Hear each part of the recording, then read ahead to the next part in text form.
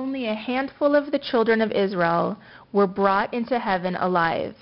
Moses was one, his sister Miriam another, and there were also Enoch and Elijah.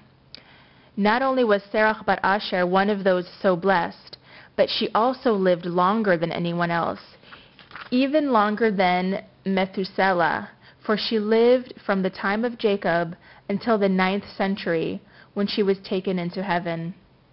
Serach was the daughter of Asher, one of the sons of Jacob. She was among the 69 who ascended with Jacob to Egypt, and she was among those who crossed the Red Sea and were counted by Moses in the census of the wilderness. Joseph sent his brothers to bring the house of Jacob to Egypt because of the famine in the land. They had to find a way to break the news to Jacob that Joseph was still alive. So they decided to have Serach, who was 7 years old, play the harp for Jacob and sing the words, "Joseph is alive." This Serach gladly did, and when Jacob suddenly understood what she was saying, he cried out, "Is it true?" And when Serach assured him that it was, Jacob, in his joy, gave her a great blessing, which caused Serach to live for so long. Later she served as a midwife, and when the Israelites were enslaved in Egypt, she too was enslaved and forced to bend over a mill.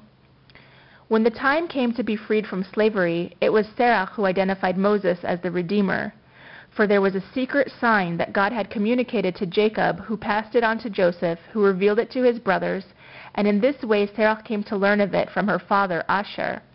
The sign of the true Redeemer is that he would say, "I will surely visit you." And thus, when Moses said these words, Serach identified him as the Redeemer at once. It was also Serach who showed Moses where the coffin of Joseph would be found. Before his death, Joseph vowed that when the time came for the children of Israel to return to the Holy Land, they should bring his bones with them. When the day arrived, Moses searched everywhere for Joseph's coffin, but no one knew where it was. Finally, he encountered Serach, who said, "My lord Moses, why are you so tired?" Moses replied, "For 3 days and nights I have been searching for Joseph's coffin, and I cannot find it." She said to him, "Come, and I will show you where it is." Moses was amazed. He asked, "Who are you?" She said, "I am Serach Bat Asher, and I was present when the coffin of Joseph was sunk into the Nile." She led him to the river and said, "In this place the Egyptian magicians and astrologers made a coffin for Joseph and cast it into the water." Then they returned to Pharaoh and said, "Your wish will be fulfilled. These people will stay here because they won't be able to leave unless they find the bones of Joseph." When Moses leaned over the bank of the Nile and called out, "Joseph, Joseph, we are leaving. If you want to come with us, come now. If not, then we have done our best." At that moment, Joseph's coffin suddenly rose up from the depths, and then Moses lifted it out of the water. It was as light as a feather to him. So relieved was the spirit of Joseph that his bones were at last being taken to the Holy Land. After that, there were 2 arks that accompanied the children of Israel in the wilderness, the coffin of Joseph and the Ark of the Tabernacle, the one representing the past and the other, the Torah, defining the future that lay before them. When Serach was among the multitude at the Red Sea, she had a vision in which she saw things that no one else had seen. In the vision, she saw a multitude of angels who had gathered to watch the children of Israel cross the Red Sea. So, too, did she see the divine presence who descended among them when Miriam played the tambourine and sang the song of the sea. And in that vision, Serach even saw the Holy One commanding the waters of the Red Sea to part. For, other than Moses, Serach was the only one alive in that generation who could look upon the Holy One and live. There are many reports of Serach in the succeeding centuries. It was she who showed King David the location of the foundation stone so that he knew where to build the temple in Jerusalem. So too was it that she assisted Jeremiah in hiding the temple vessels after the temple was destroyed.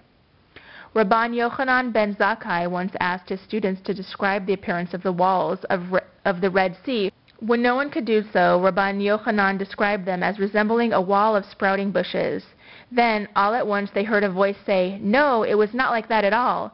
And when they looked up, they saw the face of a very old woman peering in the window of the house of study. "Who are you?" demanded Rabbi Yochanan. "I am Serach Bat Asher," came the reply, "and I know exactly what the walls resembled, for I crossed the Red Sea."